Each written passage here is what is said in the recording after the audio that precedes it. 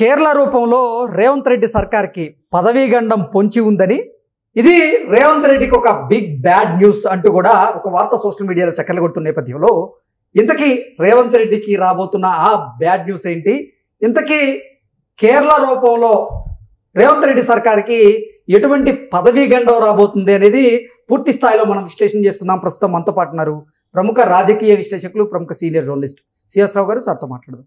Sir నమస్తే. Sir నమస్తే. కేరళ రూపంలో రేవంత్ రెడ్డి సర్కార్కి పదవీగండం తప్పదు అనేటువంటి వార్తలు వస్తున్నాయి. రేవంత్ రెడ్డి బ్యాడ్ న్యూస్ వెనక తప్పదు అంటూ కొన్ని వార్తలు వస్తున్నాయి. ఏంటి సార్? ఇప్పుడు కేరళలో జరిగినటువంటి ఒక పరిణామం వాస్తవంగా తెలంగాణ ప్రభుత్వానికి, రేవంత్ రెడ్డి ముఖ్యమంత్రికి బ్యాడ్ న్యూస్. ఓకే, ఏంటి అని అంటే, కేరళ ప్రభుత్వం, కేరళ హైకోర్టు కేరళ ప్రభుత్వానికి ఇచ్చినటువంటి ఒక తీర్పు, సంచలనమైన తీర్పు. భారతదేశంలో ఏ రాష్ట్రానికి సంబంధించిన హైకోర్టు కూడా ఇంతవరకు ఆ తీర్పు ఇవ్వాల. ఇప్పుడు కేరళ హైకోర్టు ఇచ్చింది. ఏంటంటే, పార్టీ ఫిరాయిస్తే మీరు మీ పదవులకు రాజీనామా చేసిన తర్వాత మాత్రం మీరు పార్టీలు మారండి, లేదంటే ఆటోమేటిక్గా అనర్హత వేటు పడుతుంది అని చెప్పి సంచలనమైనటువంటి తీర్పు ఇచ్చింది. ఓకే, సాధారణంగా ఏమవుతుందంటే, న్యాయస్థానాల్లో ఏదైనా ఒక కోర్టు తీర్పు ఇచ్చినప్పుడు ఈ కోర్టులు ఇచ్చినటువంటి తీర్పుని రిఫరెన్స్గా పెడతారు వాదనల్లో.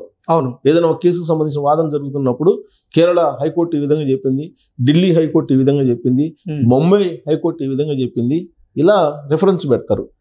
రిఫరెన్స్ పెట్టి ఆ కేసుకి ఈ కేసుకి రిలేషన్ ఉంది కాబట్టి అక్కడ ఈ తీర్పు ఇచ్చారు కాబట్టి ఇక్కడ కూడా ఈ తీర్పును మేము కోరుతున్నాము అని చెప్పి అడుగుతారు వాదించేటువంటి అడ్వకేట్స్. మనం చాలా సందర్భాల్లో చూసాం. రీసెంట్గా జరిగినటువంటి చంద్రబాబు నాయుడు గారు జైల్లో ఉన్నప్పుడు ఆయనకి బెయిల్కి సంబంధించినటువంటి పిటిషన్, తర్వాత ఆయనకి అసలు అది ఆ కేసుని కొట్టేయాలని చెప్పి, స్క్వాష్ చేయాలని చెప్పి జరిగినప్పుడు వాద ప్రతివాదనలు అనేక రకాలుగా గతంలో న్యాయ స్థానాల్లో జరిగినటువంటి కేసులన్నింటినీ వాళ్ళు రిఫరెన్స్గా తీసుకొచ్చి రివ్యూ చేశారు. అలాగే ఇప్పుడు తెలంగాణ హైకోర్టులో కేసు ఉంది. ఏం కేసు ఉంది? కేసు ఇక్కడ పార్టీ ఫిరాయించినటువంటి ఎమ్మెల్యేల మీద అనర్హత వేటు వేయాలని చెప్పి బీఆర్ఎస్ పార్టీ వాళ్ళు తెలంగాణ హైకోర్టులో పిటిషన్ వేశారు. అది సుప్రీంకోర్టు దాకా కూడా వెళ్ళింది. సుప్రీంకోర్టులో ఉంది ఇప్పుడు అది. సో కేరళ హైకోర్టు ఇచ్చింది కాబట్టి దాని రెఫరెన్స్ని తెలంగాణ హైకోర్టు కూడా చూపించేటువంటి అవకాశం ఉంది. అలాగే సుప్రీంకోర్టులో కూడా వాదనలు జరిగేటప్పుడు కేరళ హైకోర్టు ఈ విధంగా తీర్పు ఇచ్చింది అని చెప్పి రెఫరెన్స్ ఇచ్చేటువంటి అవకాశం ఉంది. ఆ రెఫరెన్స్ని తీసుకొని దేశవ్యాప్తంగా కూడా ఫిరాయింపులు ఎక్కువ అవుతున్నాయి. ప్రజాస్వామ్యంలో ప్రజలు గెలిపించినటువంటి ప్రజాప్రతినిధులు, ఎమ్మెల్యేలు కానీ, ఎంపీలు కానీ, లేదా ఇతర ప్రజాప్రతినిధులు కానీ పార్టీ మారిపోతున్నారు రకరకాల కారణాలతోటి. ఇది ప్రజల్ని కించపరిచినట్టును, ప్రజలను మోసం చేసినట్టు అని చెప్పి కేరళ హైకోర్టు భావించింది. ఇది రాజ్యాంగ విరుద్ధం అని చెప్పి భావిస్తూ తీర్పు సంచలనంగా ఇవ్వడం జరిగింది. ఈ తీర్పుని బేస్ చేసుకొని కనుక మిగతా హైకోర్టులు కనుక రెస్పాండ్ అయితే, అదే తరహాలో తీర్పులు ఇస్తే, ఇక నా ప్రభుత్వాలు పడిపోవటాలు లేదంటే పార్టీ ఫిరాయింపులు అనేవి ఉండవు. ఇప్పుడున్నటువంటి చట్టం ప్రకారం లేదా చట్టంలో ఉన్నటువంటి ఒక లూప్ హోల్ ప్రకారం 1/3 డైరెక్ట్గా వెళ్ళిపోతే కనుక మీకు పార్టీలో విలీనం 2/3 అనుకుంటా. 2/3 మెంబర్స్ కనుక వెళ్తే ఒక పార్టీ నుంచి విలీనం అయిపోతుంది, పార్టీయే విలీనం అయిపోతుంది. అలా విలీనం అయిపోయినటువంటి సంఘటనలు మనం తెలంగాణలో చూసాం. తెలంగాణలో తెలుగుదేశం పార్టీని విలీనం చేసేసారు అసెంబ్లీ వేదికగా చేసుకొని. ఆ తర్వాత కాంగ్రెస్ పార్టీని విలీనం చేశారు రెండోసారి సీఎం అయినప్పుడు కేసీఆర్ గారు. సో అలాంటి ప్రక్రియకి ఇప్పుడు కాంగ్రెస్ పార్టీ సిద్ధమైంది బీఆర్ఎస్ పార్టీని విలీనం చేసుకోవడానికి. కాబట్టి 2/3 మెజారిటీ లేదు, 3/200 మెజారిటీ లేదు. ఏది పార్టీ ఫిరాయించిన ఎమ్మెల్యేలు లేదు కాబట్టి అట్లా ఆగి ఉంది. 12 మంది ఎమ్మెల్యేలే, ఇంకొక 10 మంది కావాలంటున్నారు. అయితే అప్పుడు వెళ్ళిపోవచ్చు. అలాగే రాజ్యసభలో మనం చూసాం. రాజ్యసభలో తెలుగుదేశం పార్టీ ఎంపీలు తెలుగుదేశం పార్టీని బీజేపీలో విలీనం చేశారు. అలాగే లోక్సభలో జరిగింది. సో ఇలా విలీనం చేసుకునేటువంటి వెసులుబాటు, విలీనం చేసేటువంటి అవకాశం ఇప్పుడున్నటువంటి చట్టంలో ఉన్నటువంటి ఒక లూప్ హోల్. దాన్ని బేస్ చేసుకొని మేము చట్ట ప్రకారం చేస్తున్నాము, మేము రాజ్యాంగం ప్రకారం చేస్తున్నాము, చట్ట విరుద్ధంగా చేయట్లేదని చెప్పి చెప్తూ ఉన్నారు. కానీ దాన్ని బేస్ చేసుకొని మీరు ఫిరాయింపులు చేస్తే గనక ప్రజలను మోసం చేసినట్టు అవుతుంది. ఇది నైతికత కాదని చెప్పి కేరళ హైకోర్టు సంచలనమైనటువంటి తీర్పు ఇచ్చింది. అది ఏదైతే 2/3 మెజారిటీ పార్టీలు విలీనం చేసుకుంటా ఉన్నారో అది దాని గురించి ప్రస్తావించలేదు. కానీ కేరళ హైకోర్టు ఎవరైనా ఫిరాయించాలనుకుంటే, పార్టీ మారాలనుకుంటే, మీకు ఆ పార్టీ తరఫు నుంచి సంక్రమించినటువంటి పదవి ఏదైతే ఉందో దానికి రాజీనామా చేసేసి మీ ఇష్టం వచ్చినటువంటి పార్టీలకు వెళ్ళిపోవచ్చు. అలా కాకుండా మేము పార్టీలు ఫిరాయిస్తాం, పార్టీలు మారిపోతాం, అధికారంలో ఏ పార్టీ ఉంటే ఆ పార్టీలోకి వెళ్ళిపోతాం అనేటువంటి ఆలోచన అనేది ప్రజాస్వామ్యానికి ప్రమాదకరం, ప్రజలు ఇచ్చినటువంటి తీర్పుకి వ్యతిరేకం.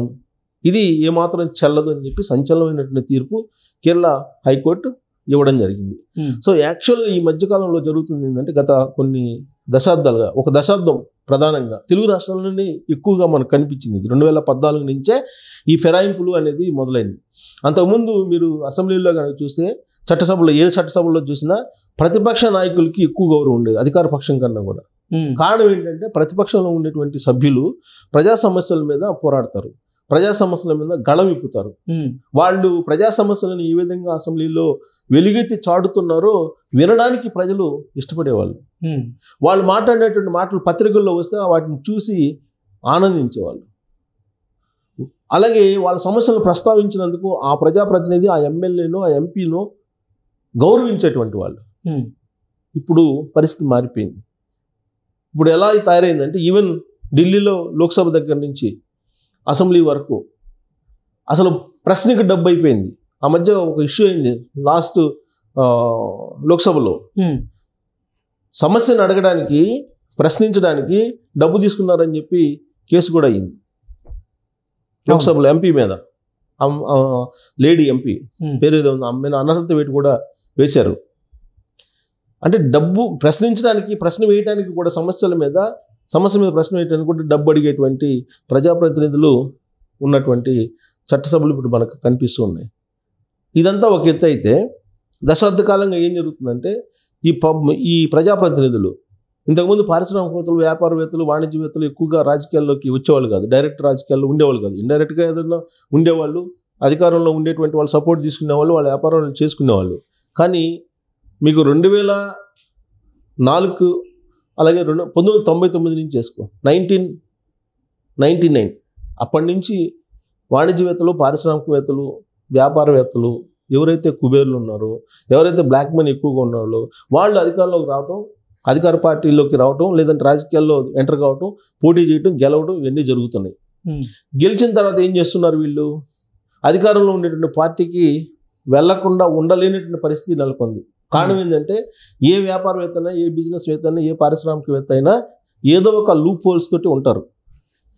వాళ్ళకు ఉండేటువంటి లూప్ హోల్స్ని పట్టుకొని ఈ ప్రభుత్వాలు, అధికారంలోకి వచ్చినటువంటి పార్టీ ఇబ్బంది పెడుతుంది. దాంతో వాళ్ళు ఆ ఒత్తిడిని తట్టుకోలేక వాళ్ళు ఏం చేస్తున్నారు? పార్టీలు ఫిరాయిస్తున్నారు. చాలా ఈజీగా పార్టీలు మారిపోతున్నారు. కారణం ఏంటంటే వాళ్ళకేం పార్టీ భావజాలం లేదు, రాజకీయ నేపథ్యం ఉండదు, కేవలం డబ్బుతోటి వాళ్ళు రాజకీయాలు చేయాలని ఇచ్చారు. ఆ డబ్బుని పెట్టుబడి పెట్టి మరింత వ్యాపారం చేయాలి రాజకీయం అనేటువంటి దూరంలో వాళ్ళు వచ్చారు. ప్రజాసేవ కోసం వచ్చినటువంటి వాళ్ళు కాదు. అందుకే ఈజీగా ఏ పార్టీ వల్ల బెనిఫిట్ కలుగుతుందో ఆ పార్టీలోకి వెళ్ళిపోయేటువంటి సంస్కృతి గత దశాబ్దాలుగా ఎక్కువైపోయింది. దశాబ్దంగా అది కేసీఆర్ దాన్ని పరాకాష్ఠకు తీసుకెళ్లారు, తారాస్థాయికి తీసుకెళ్లారు. ఆంధ్రప్రదేశ్లో చంద్రబాబు నాయుడు గారు కూడా అదే చేశారు. వైఎస్ఆర్ కాంగ్రెస్ పార్టీ నుంచి తీసుకుని మంత్రుల పదవులు కూడా ఇచ్చేశారు. ఇక్కడ కేసీఆర్ కూడా అదే చేశారు.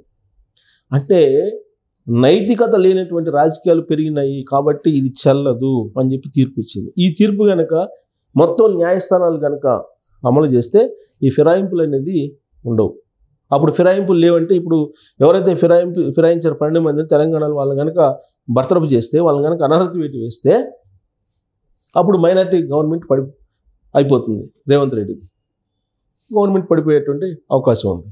కాబట్టి కేరళ హైకోర్టు ఇచ్చినటువంటి తీర్పు తెలంగాణలో రేవంత్ రెడ్డి ప్రభుత్వాన్ని వెంటాడుతుందని చెప్పి మనం చెప్పచ్చు. ఓకే.